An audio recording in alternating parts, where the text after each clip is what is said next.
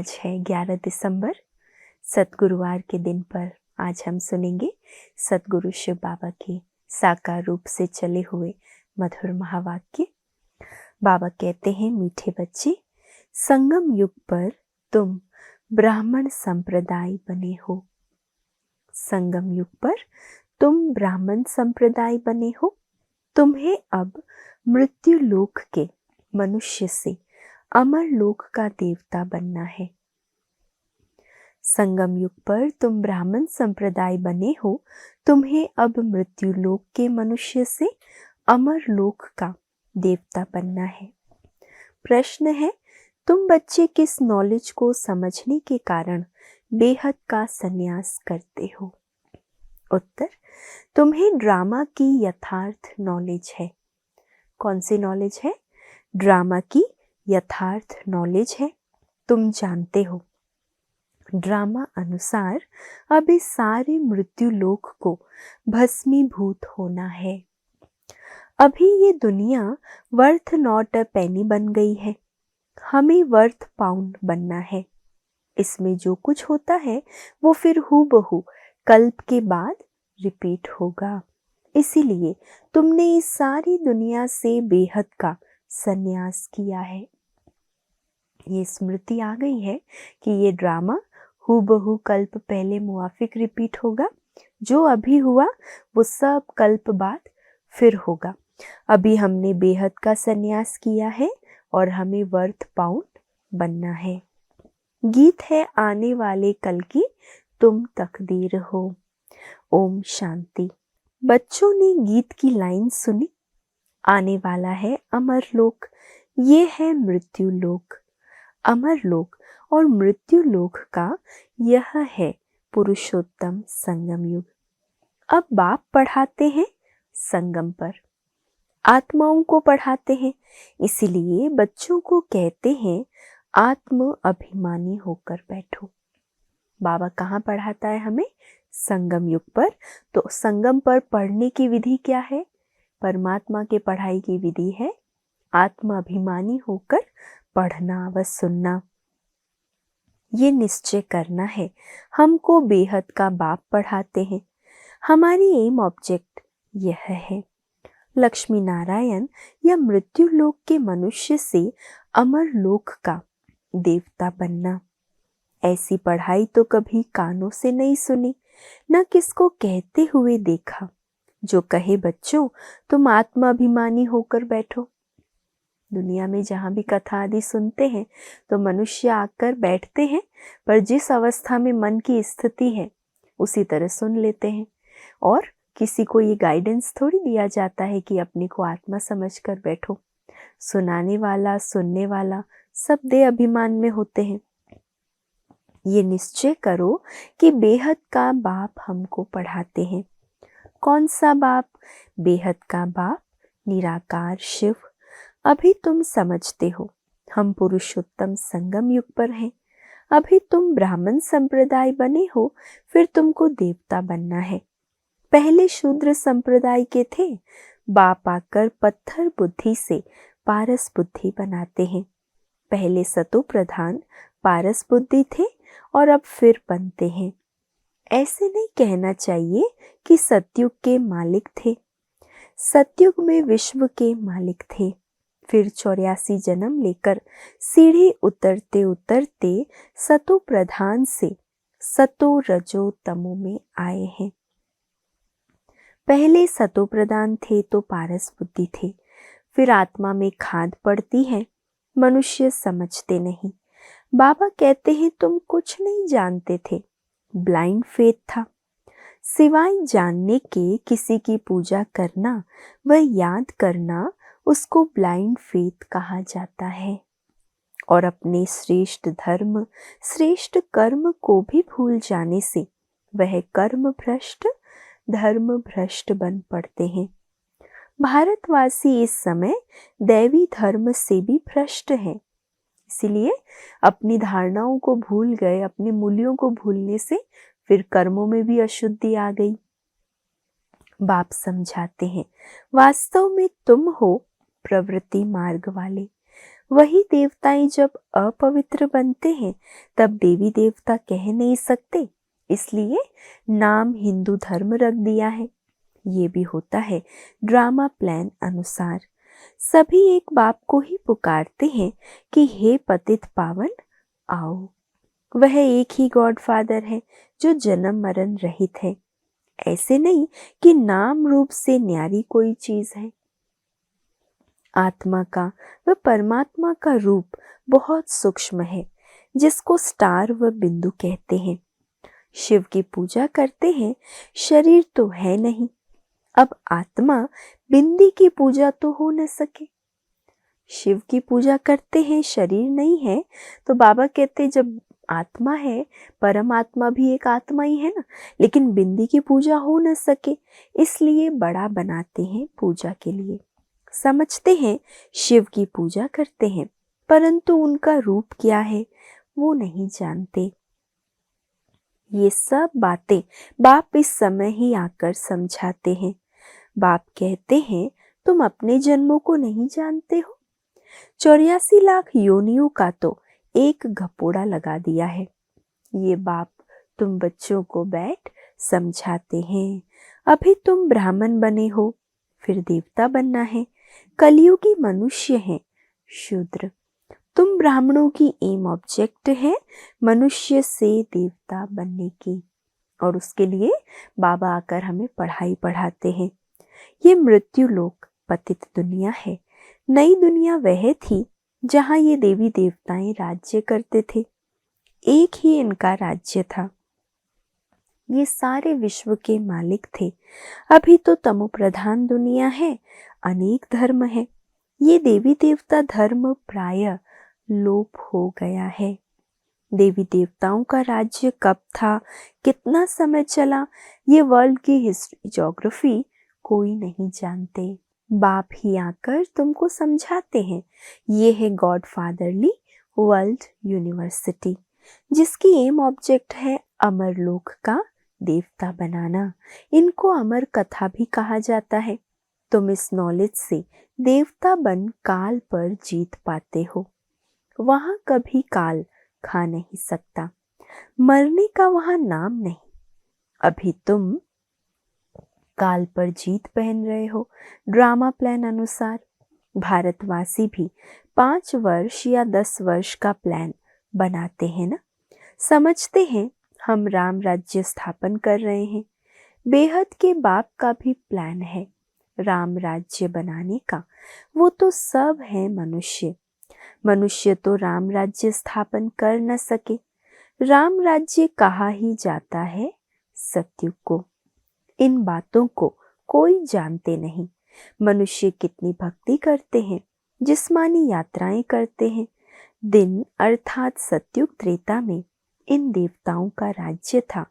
फिर रात में भक्ति मार्ग शुरू होता है। सतयुग में भक्ति नहीं होती है, ज्ञान भक्ति वैराग्य ये बाप समझाते हैं।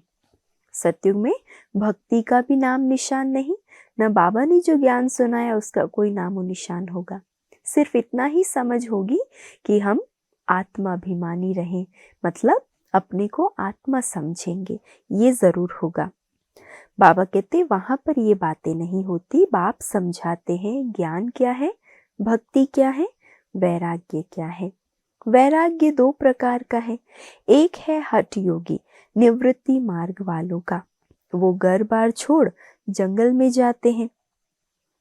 अब तुमको तो बेहद का संन्यास करना है सारे मृत्यु लोक का।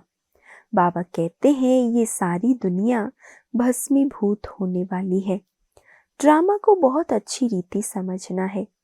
जो मिसल टिक टिक होती रहती है। जो कुछ होता है फिर कल्प 5000 वर्ष बाद हूबहू रिपीट होगा। इसको बहुत अच्छी रीति समझकर बेहद का संन्यास करना है। समझो कोई विलायत जाते हैं, कहेंगे वहां हम ये नॉलेज पढ़ सकते हैं। तो बाबा कहते हैं हाँ, कहाँ भी बैठकर तुम पढ़ सकते हो। इसमें पहले 7 रोज का कोर्स लेना पड़ता है। बहुत सहज है। आत्मा को सिर्फ यह समझना होता है। हम सतो प्रधान विश्व के मालिक थे, तब सतो प्रधान थे, अब तमो प्रधान बन गए हैं। ये समझेंगे तब तो फिर से सतो प्रधान बनने का पुरुषार्थ करेंगे।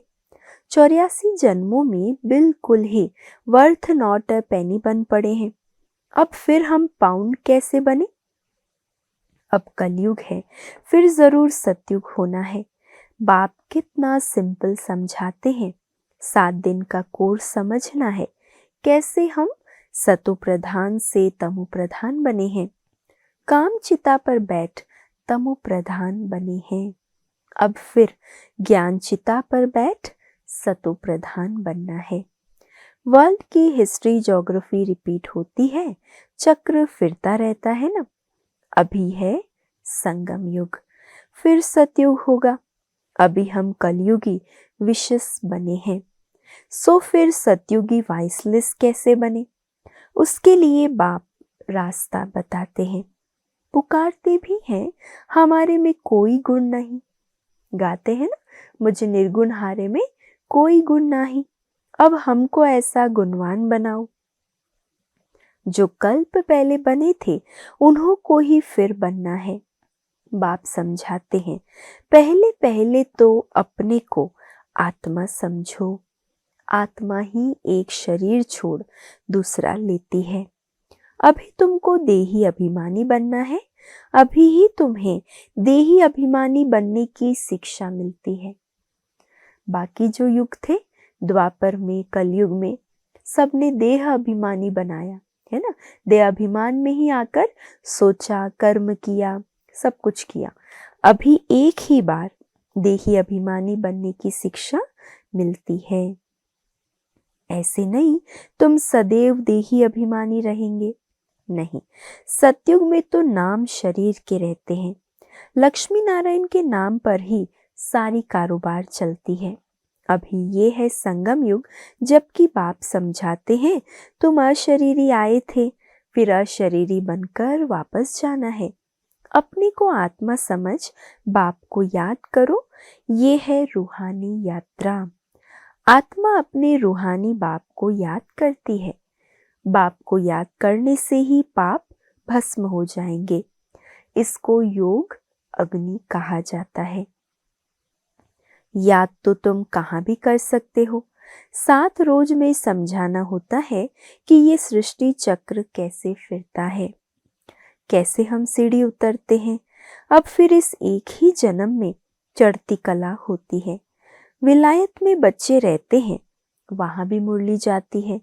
ये स्कूल है ना, वास्तव में ये है गॉड फादरली यूनिवर्सिटी, है ना। गॉड फादरली वर्ल्ड यूनिवर्सिटी कहो, यूनिवर्सिटी कहो, गीता का ही राजयोग है। परंतु श्री कृष्ण को भगवान नहीं कहा जाता। ब्रह्मा, विष्णु, शंकर को भी देवता कहा जाता है। अभी तुम पुरुषार्थ कर फिर सो देवता बनते हो। प्रजापिता ब्रह्मा भी यहाँ होगा ना जरूर। प्रजापिता तो मनुष्य है ना, प्रजा जरूर यहाँ ही रची जाती है। हम सो का अर्थ बाप ने बहुत सहज रीति समझाया है। हम सो ब्राह्मण, सो देवता, सो क्षत्रिय, बाबा ने समझाया है। भक्ति मार्ग में तो कह देते हैं हम आत्मा सो परमात्मा, इसलिए परमात्मा को सर्वव्यापी कह देते हैं। बाप कहते हैं सब में व्यापक है आत्मा, मैं कैसे व्यापक होऊंगा? तुम मुझे बुलाते ही हो, हे पतित पावन आओ हमको पावन बनाओ।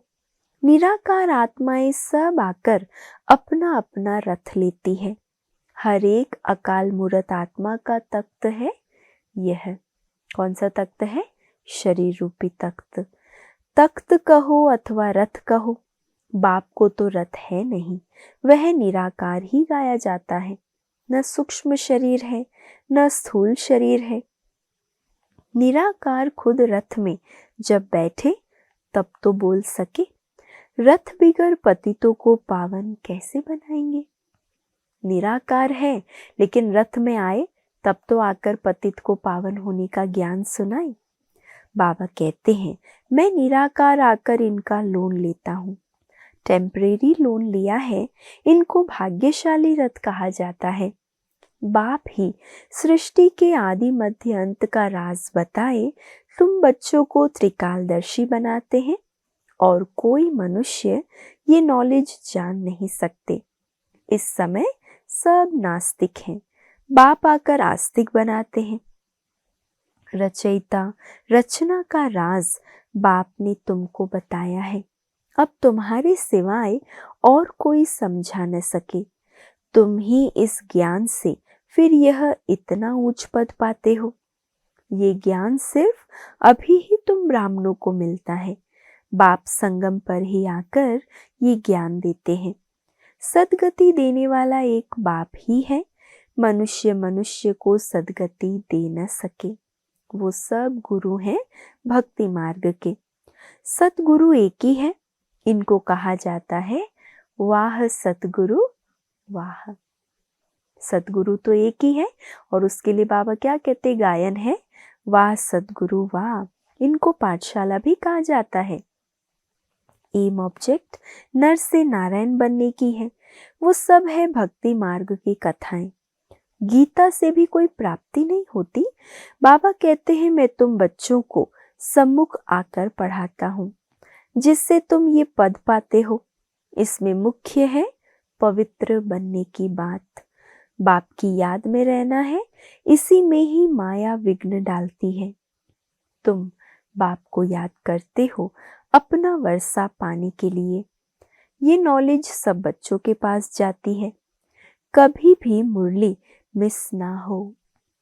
बाबा तो पढ़ाने वाला टीचर तो एक दिन में मिस नहीं करता है, तो बाबा कहते पढ़ने वाले बच्चों को भी कभी मुरली मिस नहीं करनी है। मुरली मिस हुई गोया एब्सेंट पड़ जाती है। मुरली से कहाँ भी बैठे रिफ्रेश होते रहेंगे। श्रीमत पर चलना पड़े। बाहर में जाते हैं तो बाप समझाते हैं पवित्र जरूर बनना है, वैष्णव होकर रहना है। वैष्णव भी दो प्रकार के होते हैं। वैष्णव वल्लभाचारी भी होते हैं, परंतु विकार में जाते हैं, पवित्र तो है नहीं। तुम पवित्र बन विष्णुवंशी बनते हो, वहां तुम वैष्णव रहेंगे, विकार में नहीं जाएंगे। वो है अमर लोक, ये है मृत्यु लोक। यहाँ तो विकार में जाते हैं। अभी तुम विष्णुपुरी में जाते हो, वहां विकार नहीं होता, वो है वाइसलेस वर्ल्ड। योग बल से तुम विश्व की बादशाही लेते हो। वे दोनों आपस में लड़ते हैं, माखन बीच में तुमको मिलता है। तुम अपनी राजधानी स्थापन कर रहे हो, सबको यही पैगाम देना है। छोटे बच्चों का भी हक है। शिव बाबा के बच्चे हैं ना, तो सबका हक है। सबको कहना है अपने को आत्मा समझो। भले है छोटे शरीर से, पर आत्मा तो बाप की बच्चा है। तो बाबा कहते मेरे सब बच्चे हैं, इसीलिए सबको ये संदेश दो, अपने को आत्मा समझो। माँ बाप में ज्ञान होगा तो बच्चों को भी सिखाएंगे कि शिव बाबा को याद करो, सिवाय शिव बाबा के दूसरा न कोई। एक की याद से ही तमो प्रधान से सतो प्रधान बन जाएंगे। इसमें पढ़ाई बहुत अच्छी चाहिए। विलायत में रहते भी तुम पढ़ सकते हो। इसमें किताब आदि कुछ भी नहीं चाहिए। कहाँ भी बैठे तुम पढ़ सकते हो, बुद्धि से याद कर सकते हो। ये पढ़ाई तो इतनी सहज है। सारा कमाल है बुद्धि बल का। योग अथवा याद से बल मिलता है। तुम अभी विश्व का मालिक बन रहे हो। बाप राजयोग सिखाकर पावन बनाते हैं। वो है हठ योग, ये है राजयोग। इसमें परहेज बहुत अच्छी रीति चाहिए। इन लक्ष्मी नारायण जैसा सर्वगुण संपन्न बनना है ना। खान पान की भी परहेज चाहिए। और दूसरी बात, बाप को याद करना है तो जन्म जन्मांतर के पाप कट जाएंगे। इसको कहा जाता है सहज राजयोग, राजाई प्राप्त करने के लिए। अगर राजाई ना ली तो गरीब बन जाएंगे। श्रीमत पर पूरा चलने से श्रेष्ठ बनेंगे।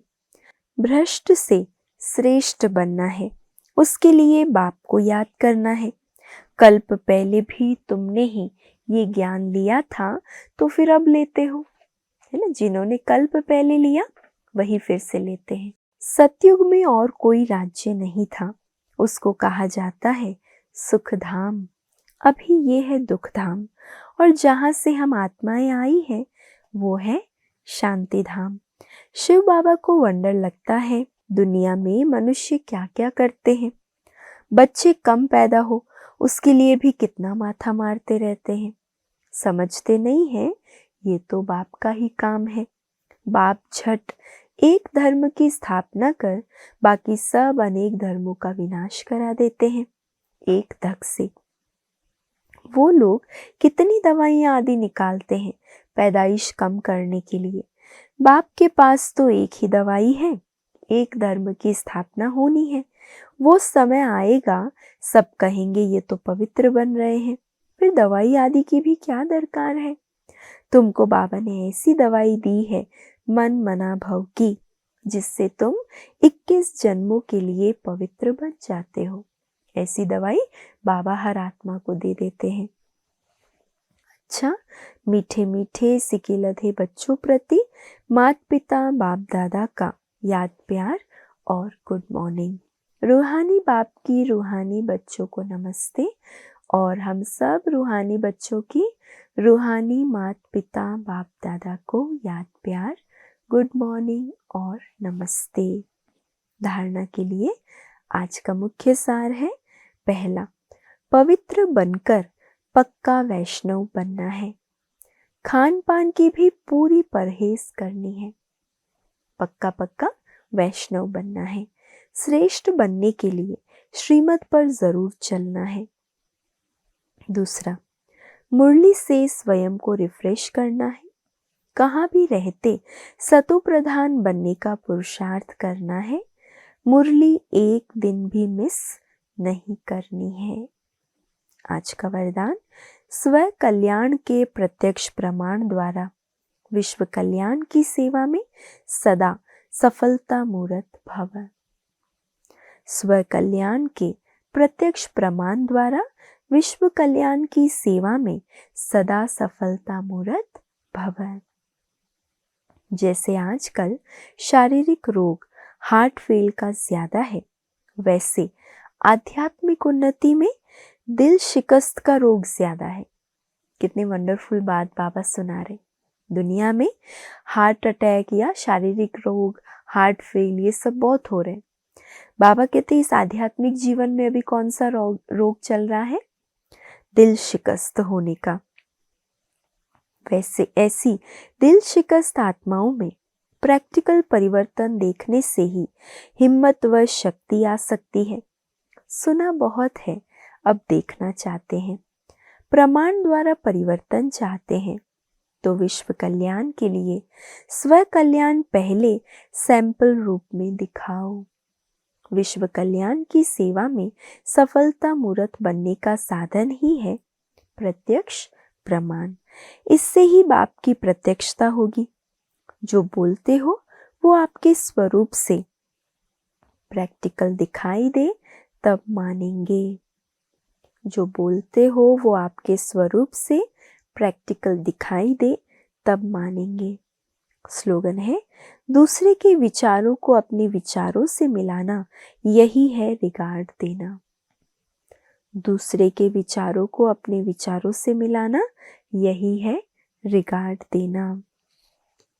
आज का व्यक्त इशारा है, कर्मातीत बनने के लिए चेक करो कहाँ तक कर्मों के बंधन से न्यारे बने हैं। लौकिक और अलौकिक कर्म और संबंध दोनों में स्वार्थ भाव से मुक्त कहाँ तक बने हैं। जब कर्मों के हिसाब किताब व किसी भी व्यर्थ स्वभाव संस्कार के वश होने से मुक्त होंगे, तब कर्मातीत स्थिति को प्राप्त कर सकेंगे। कोई भी सेवा, संगठन, प्रकृति की परिस्थिति, स्वस्थिति व श्रेष्ठ स्थिति को डगमग ना करे। इस बंधन से भी मुक्त रहना ही कर्मातीत स्थिति की समीपता है। इस बंधन से भी मुक्त रहना, सेवा का बंधन ना हो कोई संगठन का बंधन ना हो, ना ही कोई प्रकृति की परिस्थितियां हमें अपने बंधन में बांध सके। यही कर्मातीत स्थिति की समीपता हो, न लौकिक बंधन न अलौकिक बंधन। अच्छा, ओम शांति।